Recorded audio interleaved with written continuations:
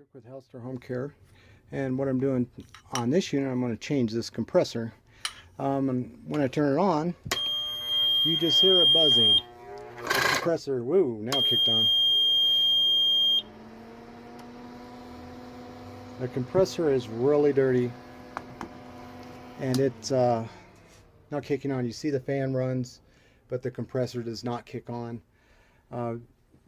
Intermittently, on occasion, a patient would turn it on and off 5 or 6 times and they'd get it to start, but the compressor has ended its life.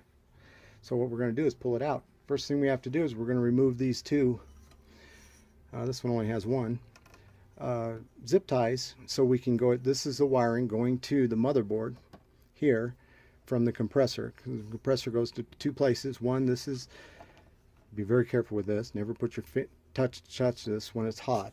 When you remove these 2 wires, if you touch both sides, it'll give you quite the jolt, so be very careful. That's it gives the compressor the starting jolt to get it started. I'm going to check this first and make sure that that's not the problem, but on chances is it is a compressor. Once I remove this, I'll be able to remove these 2 wires. These are the wires from the compressor, the blue with the blue ends. We're going to disconnect both of those.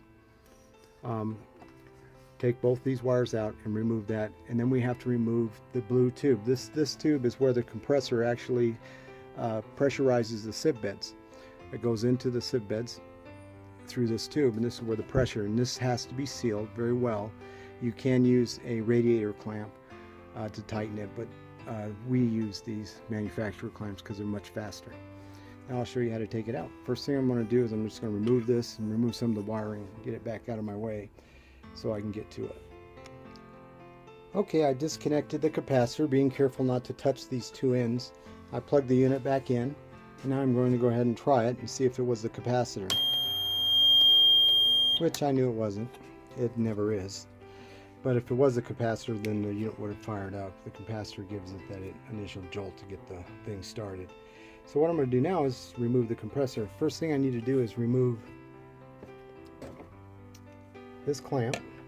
These clamps are put on with a special tool, but they're easy to remove. You just wiggle it back and forth, and I take my needle nose and just push on it and pull it forward, and it pops right off. I can do it with one hand. It's probably not that easy when you haven't done it, but 1,000 times.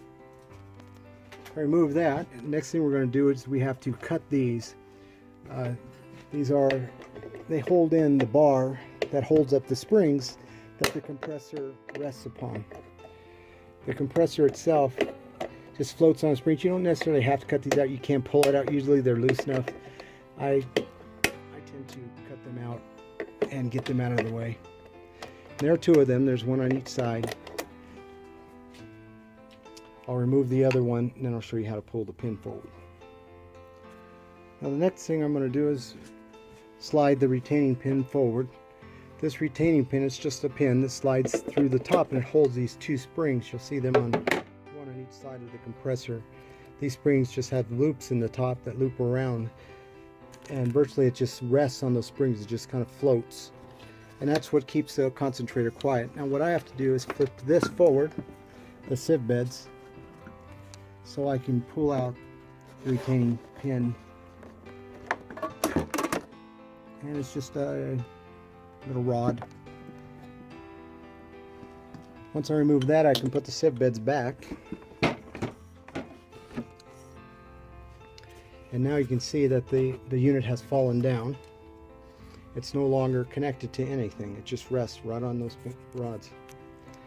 Next thing you do is you're going to remove this from there, and you're going to remove the ends. We have both of these. Take them down with the needle nose.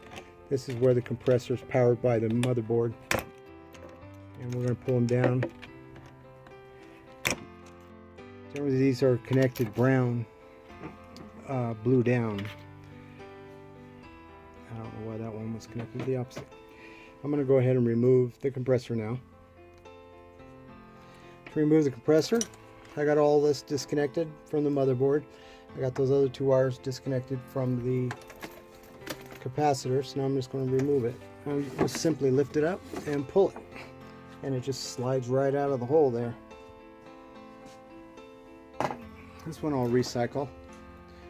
I usually like to vacuum this out at this point. What I have to do now is put on in the new compressor. You slide the top through the hole first of all, then you're going to pull the unit, sliding it up at the same time. You slide the unit up, and you see you pull the tube through, and this is where this tube will reconnect here. Then you have to take both of the springs, which are little spring supports, and you're going to slide them up through the